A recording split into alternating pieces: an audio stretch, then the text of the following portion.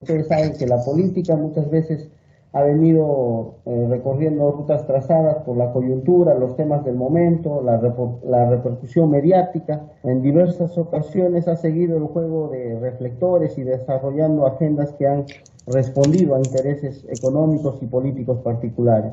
Los medios de comunicación televisivos, escritos y del mundo de las redes sociales ejerce constante presión sobre los diversos actores políticos, no solo del Parlamento, sino también del Ejecutivo e incluso del ámbito judicial.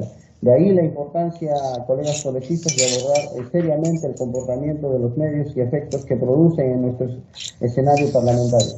Además, debemos ser conscientes que las debilidades institucionales de la política, expresada, por ejemplo, en la debilidad de los partidos políticos, nos hace más permeables ante la incidencia mediática, impactando negativamente sobre la mirada del futuro del país, puesto que se pretende responder a la realidad poniendo énfasis a la coyuntura y no precisamente a una mirada estratégica y planificada del desarrollo del país.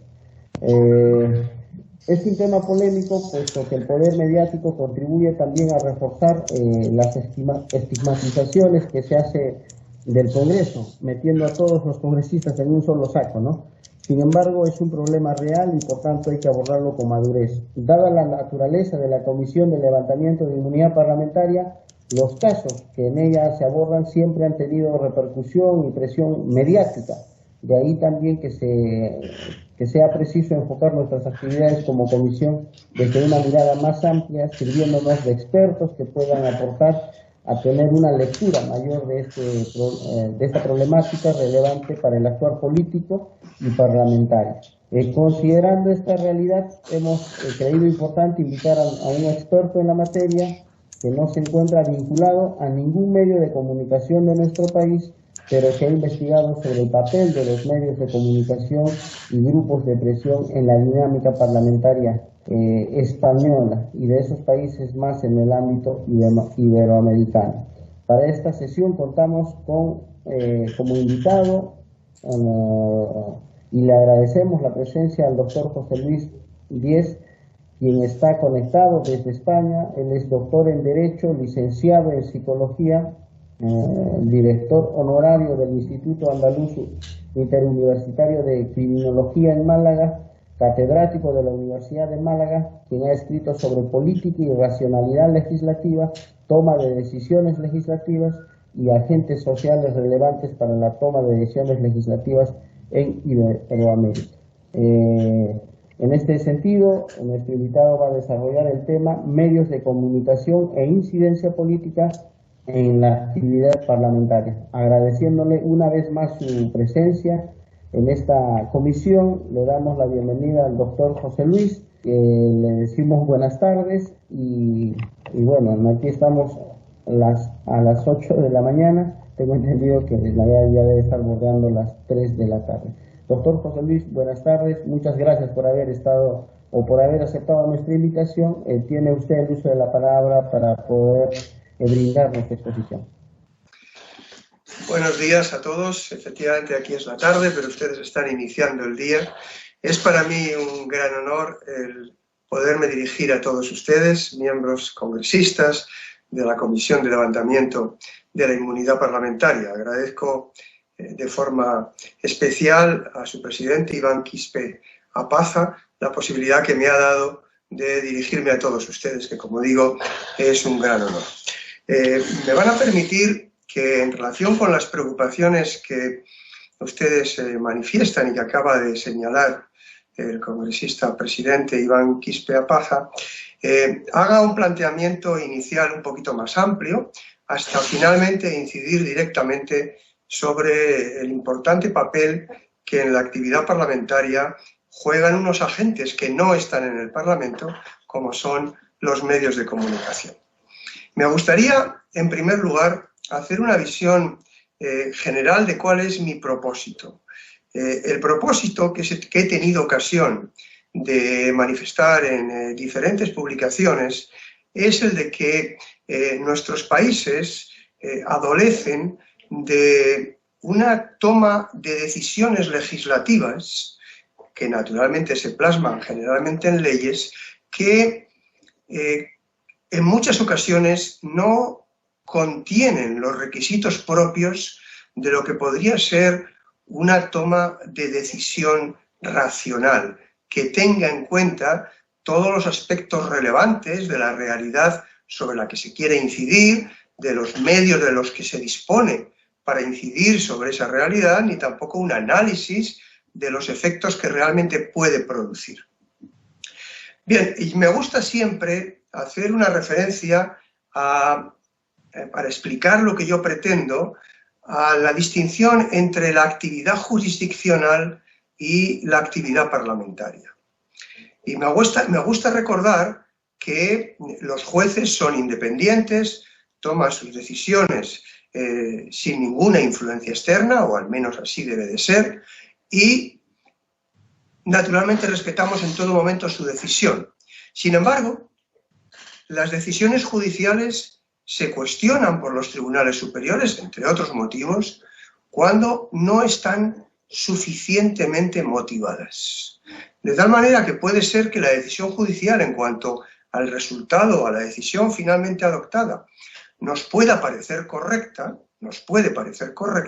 sin embargo, si no está motivada, si no está bien argumentada, si no hay una argumentación que permita intercambiar argumentos con las personas que lo pueden cuestionar, se dice que la decisión no está motivada y los tribunales superiores la pueden anular o pedir que se rehaga la decisión judicial. Bien, algo parecido es lo que pretendo cuando les hablo de la toma de decisiones legislativas racionales.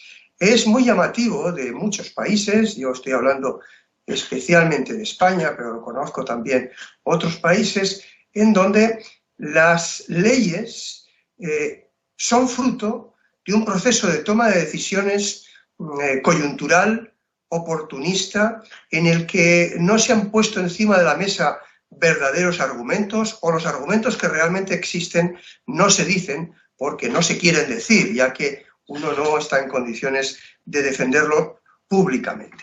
Pues bien, mi pretensión es justamente el diseñar instrumentos para que las decisiones legislativas mejoren en sus componentes de racionalidad.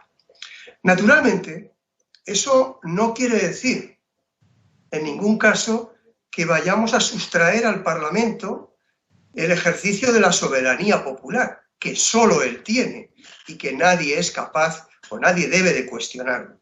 Pero también, volviendo al ejemplo que he puesto anteriormente, podríamos decir que nadie discute la independencia judicial cuando, sin embargo, un tribunal superior le dice al juez que tiene que motivar su decisión judicial, que no vale su sentencia porque tiene que estar motivada. De alguna forma, en el ámbito legislativo estaríamos moviéndonos en ese plano. No se trata de decir cuál tiene que ser el contenido de la decisión legislativa, pero sí poder estar en condiciones de exigir que esté suficientemente motivada. Pues bien, para lograr ese objetivo, no solo yo, sino otros muchos expertos en este ámbito, solemos ocuparnos de la toma de decisiones legislativas desde dos planos. En primer lugar, analizamos cómo funciona en realidad el procedimiento legislativo, identificamos sus puntos débiles, sus puntos fuertes, dónde habría que incidir más, dónde habría que incidir menos, cuál es la etapa más importante, etc. Y una vez que tenemos identificado realmente cómo funciona el procedimiento legislativo, nos ocupamos de plantear exigencias, digamos, valorativas, normativas. Aquí habría que hacer esto, aquí habría que hacer lo otro, etc. Bien, si me permiten que me centre en este primer aspecto, cómo realmente funciona el procedimiento legislativo, naturalmente yo no estoy en condiciones de describir cómo funciona en el Perú, en su país, pero sí que puedo hablar en un plano en el que hay una gran coincidencia entre los diferentes procedimientos legislativos.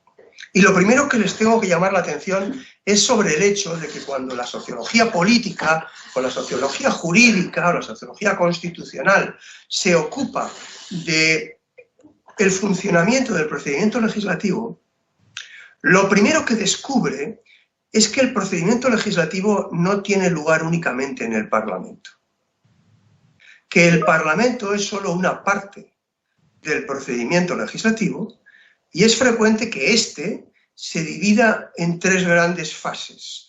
Una primera fase que sería lo que se denomina la fase prelegislativa, una segunda fase que sería la fase parlamentaria y una tercera que sería la fase postlegislativa. Y antes de ocuparme de cada una de ellas de manera breve, me gustaría destacar que hay consenso, aunque pueda parecer sorprendente, en que las auténticas decisiones legislativas no se toman en el Parlamento, en la fase parlamentaria, sino que vienen ya muy condicionadas, muy cocinadas en la fase previa, en la fase prelegislativa. No quiero decir con esto que la fase parlamentaria no tenga capacidad de transformación y de configuración de la decisión legislativa, pero sí que quiero llamar la atención sobre el hecho de que esa fase previa, la fase prelegislativa, tiene un papel muy importante. Ocupémonos, en primer lugar, por tanto, de esa fase prelegislativa. Habitualmente, aunque hay diferentes opiniones, se suele dividir esa fase en 5 grandes etapas que se las voy a exponer de una manera sucinta. En primer lugar, para que concluya la fase, permítame que antes diga cuándo empieza y cuándo comienza cada una de las fases para que así entiendan mejor lo que ahora mismo les iba a decir. Digamos que la fase prelegislativa empieza cuando, por diferentes motivos, se logra colocar un asunto en la agenda social y concluye cuando finalmente entra en el Parlamento un proyecto de ley o una proposición de ley. Ese sería el final de la fase prelegislativa. La fase legislativa se iniciaría con el ingreso de ese proyecto de ley o proposición de ley y concluiría cuando la ley ya ha sido promulgada. Y finalmente la fase postlegislativa se iniciaría cuando se comienza a aplicar esa ley ya promulgada y concluiría cuando nos encontramos de nuevo en una situación en la que sentimos la necesidad de modificar esa ley, de sustituirla, incluso de derogarla. En cuyo caso, digamos que estamos ante un fenómeno circular, iniciaríamos una nueva fase prelegislativa. Pues bien, teniendo eso en mente, volvamos, como había iniciado hace un momento, a la fase prelegislativa. La fase prelegislativa, como les digo, se inicia cuando algún agente social relevante, que puede ser de muy diferente naturaleza, desde partidos políticos, organizaciones empresariales, sindicatos, movimientos sociales, personas prestigiosas, es decir, el propio Parlamento, cuando un agente social con cierta relevancia coloca un asunto problemático, algo que se siente que no se está resolviendo bien, en la agenda social. Me gustaría destacar que la agenda social no admite muchos temas al mismo tiempo. Tendemos a pensar que en nuestras sociedades desarrolladas se pueden abordar muchos temas a la vez. En el ámbito de lo que es las decisiones legislativas, eso es un error. La agenda social es limitada, solo se pueden tratar unos pocos asuntos al mismo tiempo y, por tanto, el colocar en la agenda social, es decir, que la agenda social no es solo parlamentaria, colocar en el conjunto de asuntos de los que se está ocupando intensamente la sociedad en un momento determinado. Un determinado asunto es una labor difícil de conseguir y que no todo el mundo está en condiciones de hacerlo. Pues bien, lo primero que se tiene que producir, por tanto, es colocar un asunto en la agenda social, un asunto naturalmente que para lo que a nosotros nos interesa tiene que tener unas características relacionadas con el derecho, es decir, que necesitamos que haya una decisión legislativa que se ocupe de él, porque hay otros muchos asuntos sociales que no necesitan, obviamente, decisiones legislativas, sino de otro tipo. Necesitamos que ese asunto entre en la agenda social. Posteriormente, bueno, y en ese primer aspecto, ya me gustaría destacar esta primera etapa, la importancia de los medios de comunicación. Los medios de comunicación, en la medida que se hagan eco de determinadas preocupaciones, de determinados agentes sociales, de que incluso esos propios agentes sociales tengan control sobre los medios de comunicación y ellos vayan a recoger rápidamente lo que a esos agentes sociales, a esos actores sociales les interesa, entonces veremos cómo los medios de comunicación, no solo ellos, pero los medios de comunicación ya desempeñan un papel muy importante a la hora de colocar un asunto social en la agenda social. Bien, una vez que se ha conseguido tal cosa y pasamos a la segunda etapa de la fase prelegislativa, es necesario que ese asunto que nos estamos planteando, si exige la toma de una decisión legislativa o no, ese asunto tiene que quedarse, permanecer en la agenda social. Otra tarea que no es fácil. Si ustedes se paran a pensar, y piensen, por ejemplo, en las noticias, en los medios de comunicación, verán ustedes que hay muchos asuntos al día que aparecen, pero pocos perduran. Muchos están presentes 1, 2, 3 días, una semana, y desaparecen, por muy importantes que sean. Mientras que hay otros que persisten, que permanecen. Pues bien, esa pretensión de mantener el asunto social en la agenda es algo muy importante, porque va a dar posibilidades de que se vayan desencadenando otros procesos que lleven finalmente a la toma de una decisión legislativa, si ese es el caso. Pues bien, la permanencia de un asunto en la agenda social está muy vinculado a en qué medida ese asunto afecta de alguna manera a amplias capas de la sociedad, que afecta de alguna manera a sectores sociales amplios, importantes, a lo mejor no son tan amplios, pero sí son relevantes de la sociedad. Y para que les afecte, es importante que esos colectivos sociales tengan una cierta vinculación emocional con el asunto, que les importe, que les preocupe, que les inquiete. En la medida que haya esa vinculación emocional, y esta sea cuanto más intensa, más efectiva, en la medida que exista esa involucración emocional, hay más posibilidades de que el asunto social se quede en la agenda social. Una vez que eso se consigue, en lo que también desempeñarán un papel importante los medios de comunicación, aunque en esta segunda etapa no me voy a detener mucho en ello, porque lo voy a hacer en la siguiente, una vez que eso está ya asentado en la agenda social, es decir, no desaparece, es un problema que nos sigue preocupando, es cuando en una tercera etapa, que es la que se denomina de configuración de la opinión pública, es cuando los medios de comunicación tienen un papel especialmente protagonista. ¿En qué sentido? En el sentido de que hasta entonces, digamos que la sociedad está preocupada por un asunto que todavía no lo hemos identificado bien, que todavía necesitamos concretarlo, precisar sus contornos. Sabemos más o menos de qué se trata, pero tenemos que identificar el objeto de nuestras preocupaciones de una manera más correcta. En esa configuración del objeto de nuestras preocupaciones sobre el que tendrá que incidir eventualmente la decisión legislativa, desempeñan un papel, como digo, protagonista los medios de comunicación. ¿Por qué? Porque los medios de comunicación lo que van a hacer en este momento es volver una y otra vez sobre ese asunto. Van a acumular noticias sobre ese asunto, lo cual no quiere decir que ese asunto se esté produciendo más que antes.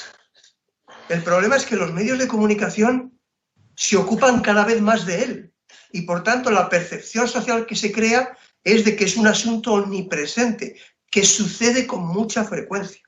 Además, agrupan sucesos que hasta entonces no estaban conectados y los agrupan todos bajo un concepto omnicomprensivo, concepto que refleja el problema.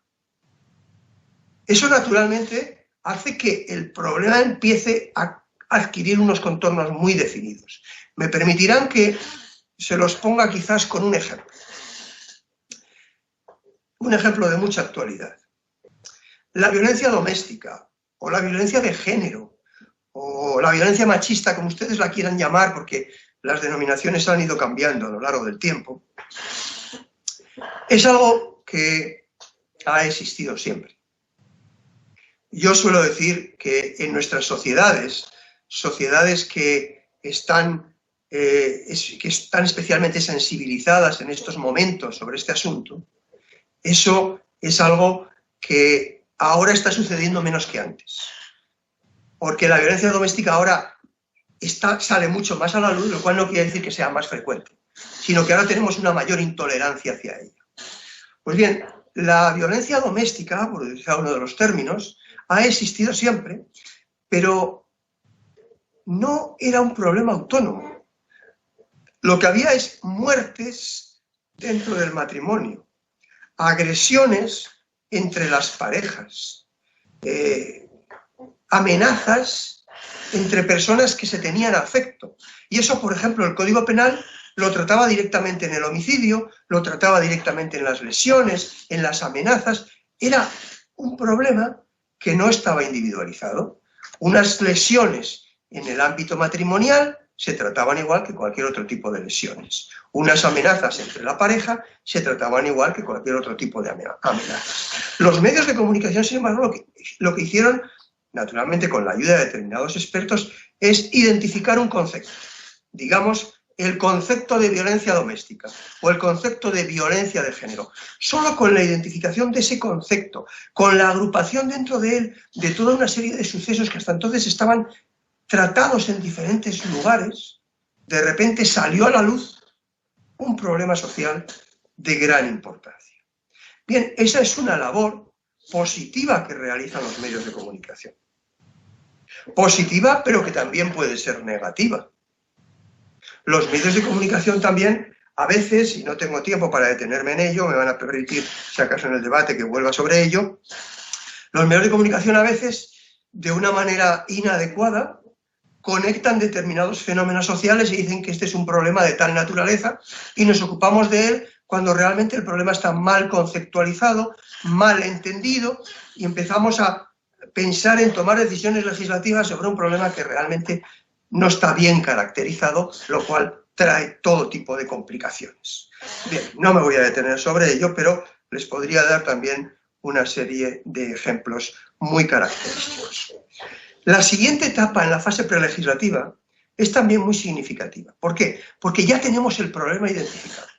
Ya sabemos qué es lo que nos preocupa, lo tenemos bien caracterizado y ahora tenemos que elaborar, digamos, un programa de actuación, un programa de acción. ¿Qué hacemos con ese problema? ¿Cómo tenemos que intervenir? Y en este momento, para abordar el problema, eran eso, grupos de interés expertos. Pues, por ejemplo, determinados colectivos de profesionales, determinadas instituciones de nuestra sociedad, determinados colectivos profesionales, determinados movimientos sociales, determinados grupos corporativos que decían el tema va sobre temas económicos o va sobre temas de libertades o va sobre medio ambiente y nosotros sobre eso sabemos porque nos ocupamos de estos temas, va sobre sanidad, va sobre educación y digamos que eran grupos que reclamaban elaborar el programa de acción porque se consideraban expertos en el tema.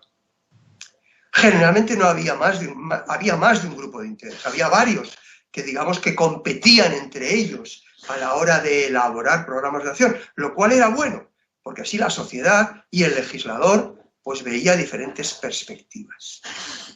Esos grupos de interés pues abordaban, hacían análisis a fondo de la realidad que queríamos tratar, elaboraban las posibles alternativas que existían para su solución, veían en qué medidas estábamos en condiciones para hacerlo, unas u otras, y proponían soluciones, por simplificar. Uno de los aspectos más característicos de las políticas legislativas actuales es que, junto a los grupos de interés de expertos, hay otros dos grupos de interés que cada vez tienen más protagonismo y que producen unos efectos muy perturbadores a la hora de tomar decisiones legislativas. Esos dos grupos de interés que se han añadido últimamente son, por un lado, los grupos de interés mediáticos de los medios de comunicación y, por otro lado, los grupos de interés, podríamos llamar plebeyos, de personas no expertas, legos, los grupos de interés legos, que además en la mayoría de los casos se identifican con grupos de interés de personas directamente afectadas por el problema, que ya lo han sufrido, que ya lo han padecido y que por tanto se pueden llamar de alguna manera grupos de interés de víctimas. Víctimas del delito, víctimas de algún tipo de desarrollo industrial que está causando graves problemas ambientales o sanitarios, etc. Grupos de interés de víctimas. Si nos ocupamos en primer lugar de los grupos de interés mediáticos, observamos que, claro, el que ellos sean los que finalmente elaboren el programa de acción es muy perturbador. En primer lugar, porque no son expertos.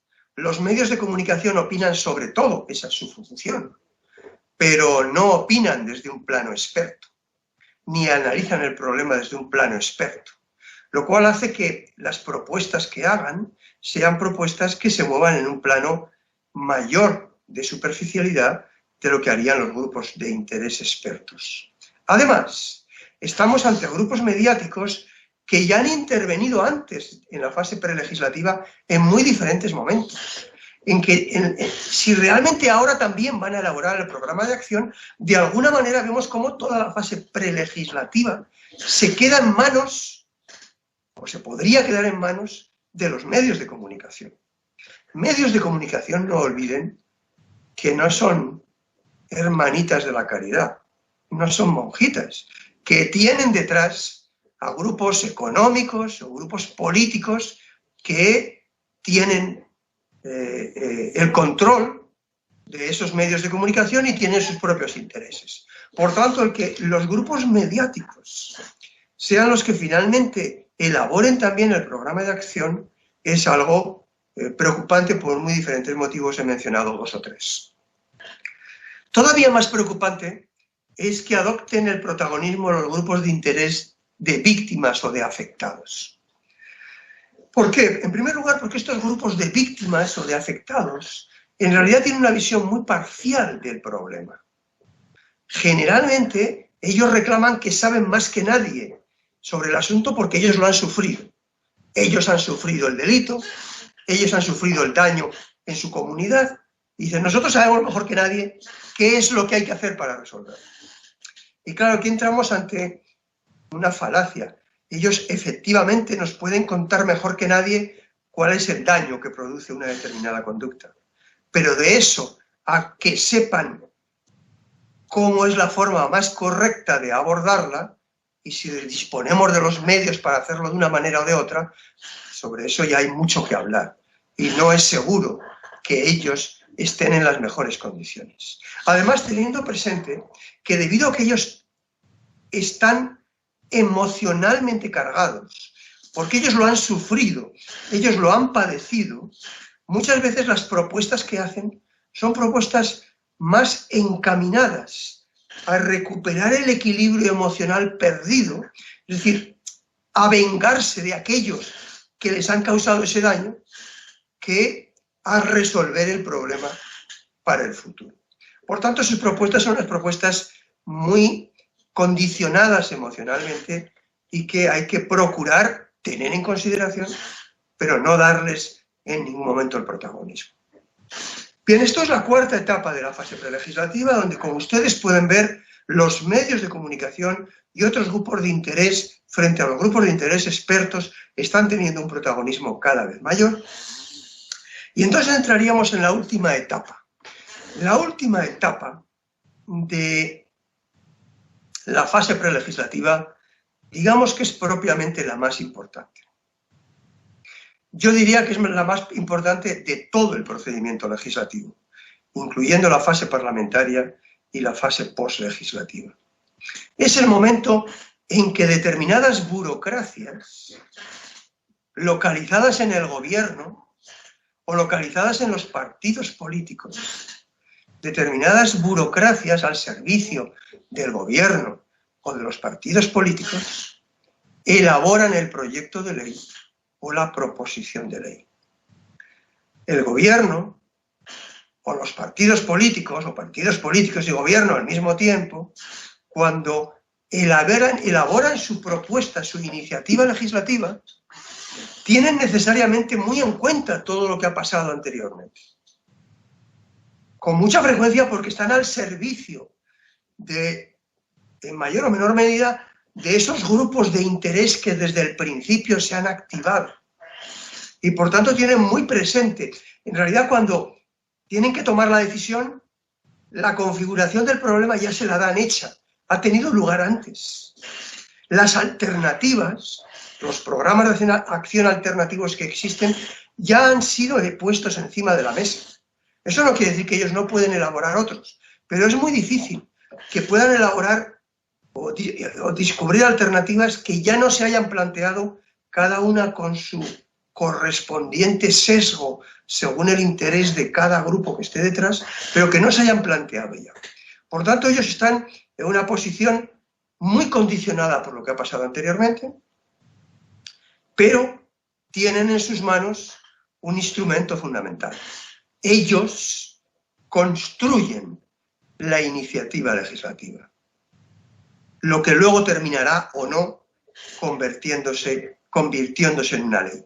Es ese momento, el momento de la elaboración del proyecto de ley, de la proposición de ley, donde realmente se toman las auténticas decisiones, donde el gobierno también va a estar muy presente en la elaboración de las iniciativas legislativas parlamentarias y donde propiamente se van a tomar las decisiones más importantes.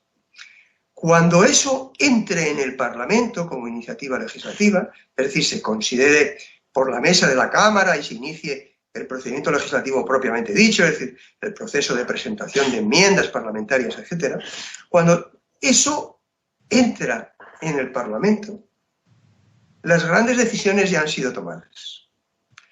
En el Parlamento, y eso dependerá de la fortaleza del sistema de partidos políticos, por ejemplo, en Europa, donde los partidos políticos son muy potentes, esto se produce de una manera muy marcada, es decir, un proyecto de ley presentado a iniciativa del gobierno, por un gobierno, por tanto, que tiene la mayoría parlamentaria, por eso es gobierno, porque le ha apoyado una mayoría parlamentaria para ser gobierno, un proyecto de ley aprobado por el gobierno, cuando entran las Cortes, las Cortes en España, en el Parlamento, ya sabe que cuenta con la mayoría parlamentaria. Se introducirán enmiendas mayores o menores, pero la ley ya está hecha cuando entra en el Parlamento. La mayoría parlamentaria o el conjunto de grupos parlamentarios la modificarán más o menos, pero la ley está hecha. Cuando la ley entra, la iniciativa legislativa entra a través de la proposición de ley del grupo parlamentario mayoritario, es el que lo ha creado y no el gobierno, pues la situación es algo similar. Ese grupo parlamentario mayoritario sabe que tiene la mayoría y que, bueno, habrá cambios mayores o menores, a lo mejor tiene que pactar con otro grupo parlamentario para conseguir propiamente la mayoría, porque uno solo no lo tiene, pero en cuanto pacten y formen una mayoría parlamentaria, eso ya está en gran medida hecho. Si la iniciativa legislativa entra con ese apoyo mayoritario, el Parlamento va a poder influir poco. Sin embargo, eso no quiere decir que la fase parlamentaria no sea importante. No puedo ahora, naturalmente, detenerme en la fase parlamentaria, pero me gustaría decir que en todo procedimiento parlamentario hay momentos clave en donde se puede producir fenómenos de reflexión para introducir racionalidad en las leyes. Un momento característico es cuando la iniciativa legislativa es discutida en comisión, en grupos parlamentarios más reducidos, en la comisión correspondiente, según el asunto de la ley, en donde los parlamentarios tienen tiempo para discutir. Ese es un momento clave de la fase parlamentaria. Así como la fase prelegislativa lo es la elaboración de la iniciativa legislativa, aquí lo es el debate en comisión, en la mayoría de los parlamentos. Es un momento en el que además se pueden hacer audiciones a expertos, como en muchos parlamentos, se recibe a expertos que opinan sobre la iniciativa legislativa, se pueden hacer incluso estudios encargados por el propio Parlamento. Bien es verdad que en los parlamentos donde la estructura partidaria es muy fuerte, las comisiones muchas veces trabajan en el vacío. La mayoría parlamentaria tiene ya la decisión tomada y allí se puede hablar, discutir mucho, pero al final solo se aprueban las enmiendas que la mayoría parlamentaria ha decidido y las demás, por muy razonables que sean, son rechazadas o pasan desapercibidas. Bien, una vez promulgada la ley, hay otro momento también clave, hay otra fase, perdón, que también me gustaría destacar, que es la fase de la evaluación legislativa. No tengo mucho tiempo, porque todavía quiero mencionarles otro aspecto, de detenerme en ella, pero me gustaría destacar que para introducir racionalidad en las leyes, para que las leyes sean fruto de una toma de decisiones racional, es necesario que las leyes, una vez puestas en práctica, sean sometidas a evaluación, a una evaluación científica, a una evaluación propia de las ciencias sociales, que en último término supone que los parlamentarios y el gobierno, si está detrás de la iniciativa legislativa, tengan que rendir cuentas por la decisión legislativa tomada. Si la decisión legislativa realmente está logrando los efectos que se pretendían, muy bien, felicidades al gobierno o a la iniciativa, a los parlamentarios por haber adoptado la decisión correcta. Pero si la decisión legislativa está produciendo muchos más problemas que los que pretendía resolver, si no está resolviendo el problema en absoluto, y si además se capta que eso es debido a que no se reflexionó suficientemente, ahí hay que exigir cuentas a las que han tomado la decisión legislativa. No puedo detenerme en ello, pero cada vez está más arraigado en Europa, ahora ha recibido un impulso muy fuerte, la obligación de evaluar las leyes al cabo de 4 o 5 años de su implementación para determinar realmente si son correctas o no y pedir cuentas correspondientemente a quienes tomaron esa decisión. Bien, estas son las 3 grandes fases del procedimiento legislativo. Déjenme decir ahora muy brevemente cuáles son los niveles de racionalidad que se deberían de asegurar en toda toma de decisiones legislativas. Es decir, qué es lo que en todas estas fases, algunos aspectos más que otros, porque depende de los actores sociales que tienen el protagonismo en cada momento, pero cuáles deberían de ser las 5 grandes exigencias que debería hacerse a toda decisión legislativa para poderla calificar como racional. En primer lugar, tiene que poseer una racionalidad ética. La ley tiene que ser una ley que cuando se esté configurando nos aseguremos de que respeta nuestro sistema de creencias, que respeta los valores más profundos que todos compartimos, aquellos valores que permiten configurar nuestra sociedad, que nos permiten convivir pacíficamente. Unos valores muy básicos, por eso hablo de racionalidad ética, unos valores muy básicos que constituyen la ética social. Aquellos valores que nos permiten interactuar unos con otros porque los compartimos. Una ley que ignore esos valores es una ley, por definición, irracional. Pero esto es todavía muy elemental. El segundo nivel de racionalidad que había que exigir a toda ley es lo que se puede denominar la racionalidad teleológica. ¿Qué quiero decir con esto? Lo que quiero decir es que toda ley deberá de considerarse legitimada en cuanto sea fruto, producto de un debate público en el que todos los ciudadanos que hayan querido hayan podido participar, que no haya barreras de participación, que no haya prohibiciones de participación, que no haya descalificaciones a la hora de participar hacia determinados colectivos, que todo el que quiera manifestar su opinión la pueda manifestar y sea oída y tenga derecho a recibir la respuesta a lo que él dice, sea positiva o sea negativa. Es decir, que haya un debate público, una ley en la que las grandes decisiones que se adoptan, los objetivos que se trazan, sean fruto de un debate público. Naturalmente, en ese debate público, a diferencia de lo que pasa con la racionalidad ética, probablemente no llegaremos a un acuerdo y tendremos que acudir únicamente al final a decisiones mayoritarias, pero en todo caso es imprescindible que haya podido tener lugar un debate público al respecto. Eso sería la racionalidad teleológica. El tercer nivel de racionalidad sería la racionalidad pragmática.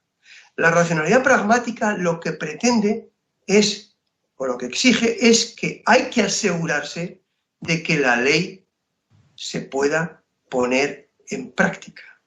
Una decisión muy elemental, pero que, como todos ustedes saben, se ignora con mucha frecuencia.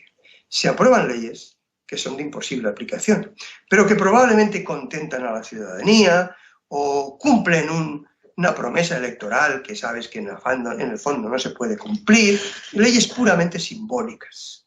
Pues bien, para que una ley sea racional en este tercer nivel, es primero exigible que pueda ser efectiva, es decir, que pueda ser cumplida, o que la podamos hacer cumplir a la fuerza, si hay ciudadanos que la rechazan. Es decir, tiene que ser efectiva. Y en segundo lugar, tiene que ser eficaz, obviamente.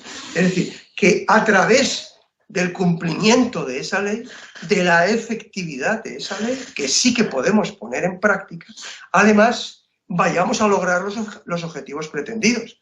Porque puede ser que la ley pongamos en práctica, pero es una ley tan mal diseñada que no está en condiciones de conseguir los objetivos pretendidos. Por tanto, efectividad y eficacia son los dos elementos fundamentales de la racionalidad pragmática. Un cuarto nivel de racionalidad sería la racionalidad sistemática o jurídico-formal. ¿Qué quiero decir con esto? Esa ley se va a integrar en el conjunto del ordenamiento jurídico. Y en el conjunto del ordenamiento jurídico hay otras leyes también. Tiene que ser una ley, por tanto, que encaje bien en el ordenamiento jurídico, que no contradiga otras leyes, que no cree lagunas, en cuanto que deroga algunas y no busca su sustituto en determinados aspectos. Es decir, tiene que ser una ley que encaje correctamente en el conjunto del ordenamiento jurídico. Y finalmente tenemos la racionalidad lingüística, que lo que quiere decir pura y simplemente es que la ley es una directiva, es un mensaje dirigido a los ciudadanos. Y por tanto la ley tiene que estar en condiciones de ser entendida por esos ciudadanos, por sus destinatarios. Una ley formulada de tal manera que es incapaz de llegar a sus destinatarios porque no la entienden, es una ley, o porque no se difunde, es una ley que es irracional lingüísticamente.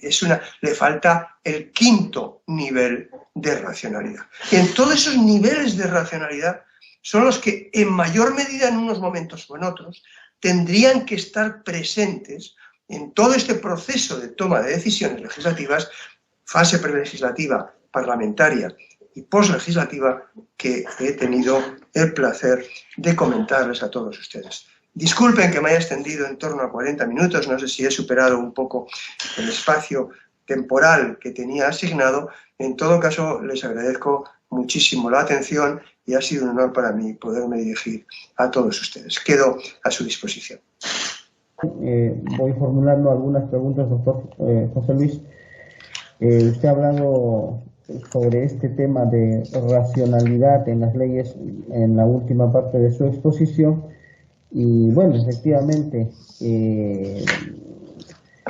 existen parlamentos en Europa donde se cuentan con departamentos técnicos que sirven de filtro para que los diversos productos legislativos pasen por un tamizaje de calidad.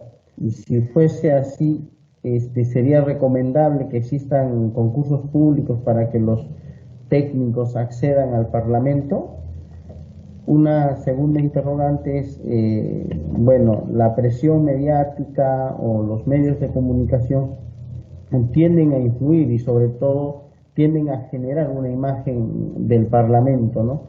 ¿Cómo hacer para que no afecte tanto la actividad parlamentaria precisamente este tipo de ¿cómo se llama?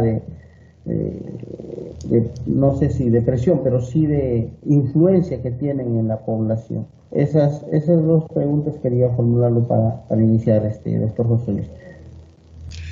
Muchísimas gracias, congresista Iván Quispe. Las dos preguntas efectivamente son muy pertinentes.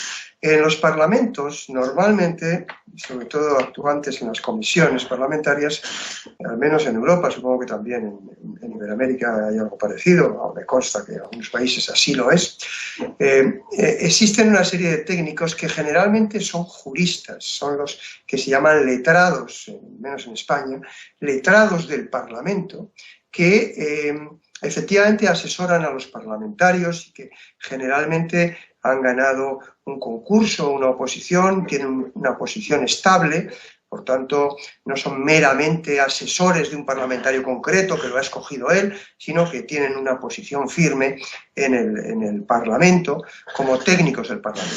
Eso es algo muy conveniente, efectivamente, pero me gustaría llamar la atención sobre el hecho de que las leyes, para ser bien elaboradas, no solo necesitan de juristas, necesitan de otro tipo de técnicos. Y ese otro tipo de técnicos generalmente no suelen estar presentes en el Parlamento, al menos como un cuerpo profesional, previsto orgánicamente y en plantilla en el Parlamento.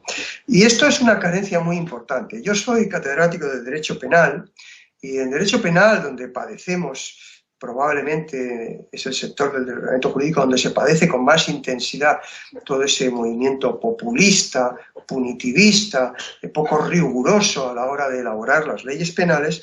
Allí, por ejemplo, nosotros echamos muy en falta la existencia de economistas, de criminólogos, de sociólogos, que realmente cuando esa ley se discuta estén en condiciones de aportar sus conocimientos, por ejemplo, los economistas respecto a si se dispone de los recursos materiales o personales para llevar eso a cabo.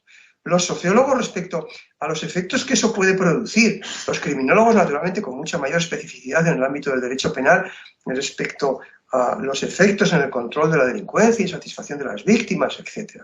Ese tipo de técnicos suelen estar ausentes de los parlamentos y creo que son especialmente necesarios. Nosotros tenemos letrados, eso sí, pero los letrados generalmente cuando se ocupan de las leyes se ocupan únicamente de los aspectos meramente técnicos, de estructurar bien el articulado de la ley, que las secciones correspondan a su contenido y algo más también, pero no demasiado.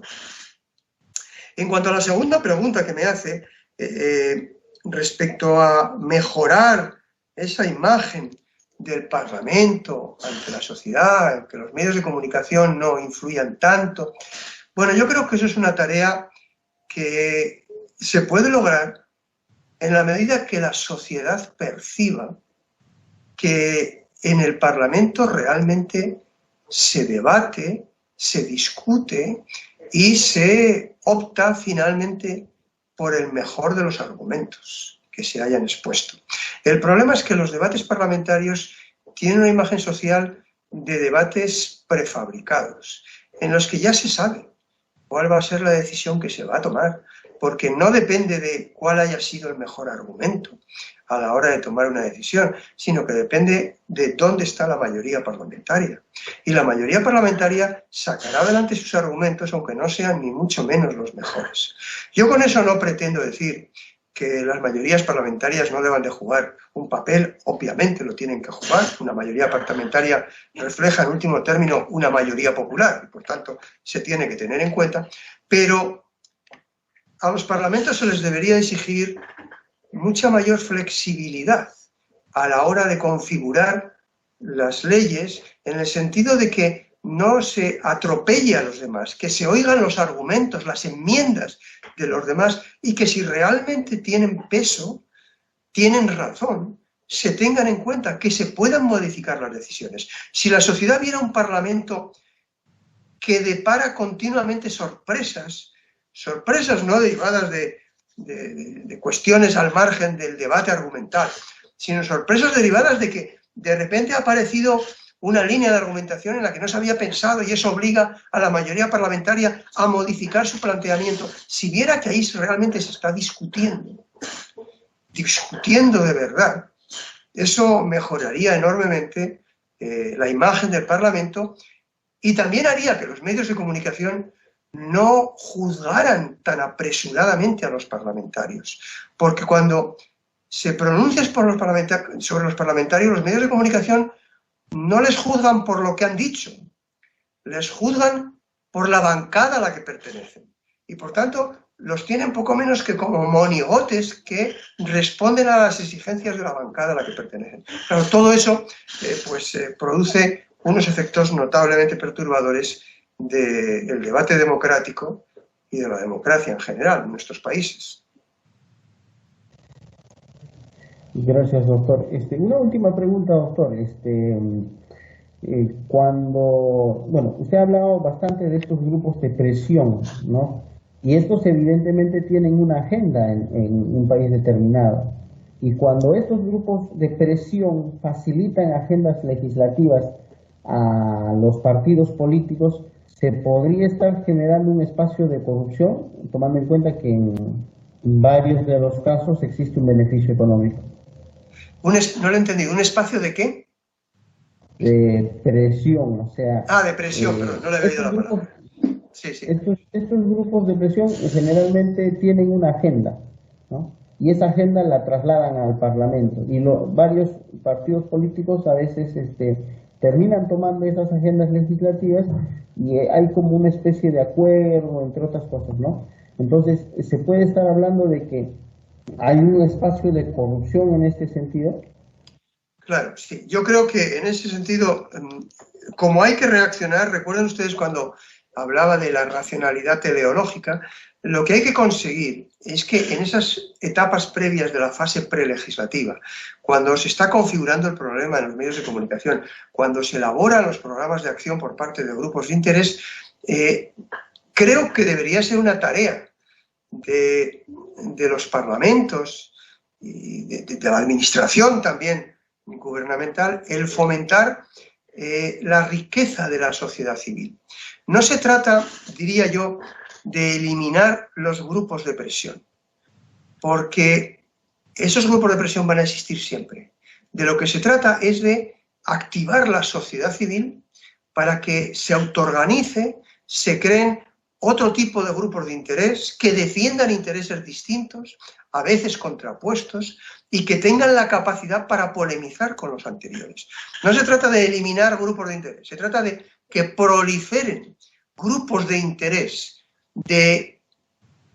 con intereses muy distintos, y que eso genere un debate, de tal manera que esos grupos de interés no puedan ir manipulando a los parlamentarios, al legislativo, de una manera oculta, y que esos grupos de interés sean abiertos, que haya un registro de grupos de interés. Como ustedes saben, en Europa, en la Unión Europea, cosa que no hay, en España hace poco que lo hay, es obligatorio que los grupos de interés que entran en contacto con los parlamentarios estén registrados y sepamos cuáles son. En España todavía se ha avanzado poco, pero se está avanzando.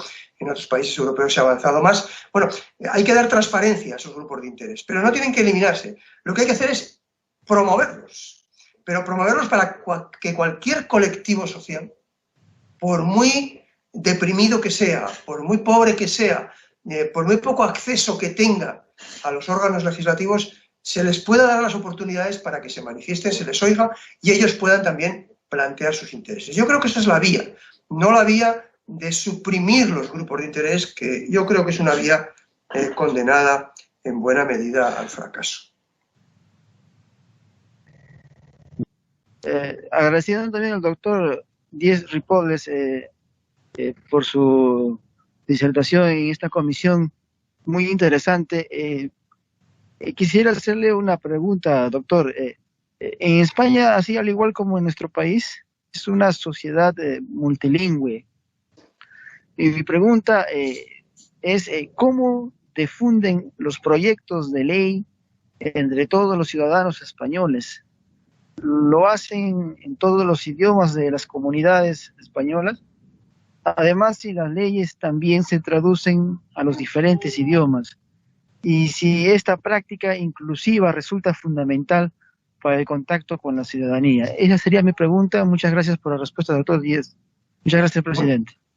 Muchas gracias por su interés. Muchas gracias por su interés. Le comento, en España tenemos, aunque hay algún otro idioma más reducido, tenemos en este momento reconocidos 4 idiomas: el castellano, el catalán, el vasco y el gallego. Bueno, con el catalán se podría discutir si también existe el valenciano y el balear, que son muy cercanos, pero hablemos del catalán en general, aunque tiene ciertas variantes. Bien, en los proyectos de... Bueno, en primer lugar, todos los españoles están en condiciones de expresarse y de entender el castellano, en la medida en que todos ellos, en la escolarización, aunque han podido ser escolarizados en catalán, en vasco, en gallego o en castellano, hay opciones y se puede hacer en uno de esos idiomas, pero en todo caso siempre el castellano es un idioma que se aprende, sea como idioma vehicular, es decir, que es el idioma en el que se dan todas las clases, o sea como idioma en el que se dan algunas asignaturas, de manera que los alumnos, cuando terminan su enseñanza primaria y secundaria, dominan el idioma suyo y además el idioma castellano, que por cierto además se habla por más del 80%, es idioma materno de más del 80% de los españoles. Pues bien, además de eso, efectivamente, el Congreso de los Diputados tiene como idioma oficial exclusivamente el castellano. Y por tanto, en principio, todos sus textos, proyectos de ley y demás, se publican en la revista oficial, en el boletín oficial de las Cortes, únicamente en castellano. Pero es cierto que luego las leyes, todas ellas se publican en los 4 idiomas, y en cuanto a los proyectos, en la medida que cualquier institución reclama por algún motivo que se le traslade en alguno de los otros idiomas oficiales, se hace la traducción. Aunque es cierto que eso sucede muy poco porque la gran mayoría, la totalidad de los españoles entienden el castellano. Sin embargo, a pesar de eso, las leyes son promulgadas en los 4 idiomas y eso bueno, se hace ya desde algún tiempo. A veces lo iniciaron haciendo las comunidades autónomas, pero ahora lo hacen también desde el gobierno, desde el Parlamento Nacional. Hay que tener en cuenta también que las leyes que aprueban las comunidades autónomas, que también tienen competencia legislativa, no siempre se publican en castellano. Se publican en el País Vasco, se suelen publicar también en castellano. En Galicia o en Cataluña no siempre. Se publican exclusivamente en catalán o en gallego, aunque es cierto también que cualquier ciudadano que plantee una solicitud en el sentido de que se le traslade en castellano, se le tiene que trasladar también en castellano. No sé si respondo correctamente a lo que usted había preguntado. Gracias, doctor José Luis. ¿Algún otro colega que desee formular alguna pregunta o hacer un comentario? Bien, no habiendo más solicitudes de uso de la palabra, agradecemos al doctor José Luis Díez Ripolles, por habernos acompañado en esta sesión. Esperemos poder también contar con él en una próxima oportunidad y estamos seguros que todo lo vertido en su exposición nos va a facilitar también y nos va a ayudar al debate parlamentario. De verdad, muchas gracias, doctor. Esperemos contar con su presencia en una próxima oportunidad. Y bueno, puede usted abandonar la sala virtual cuando lo crea usted conveniente. Muchísimas gracias a todos ustedes por el honor que me han hecho de poderme dirigir a ustedes. Gracias.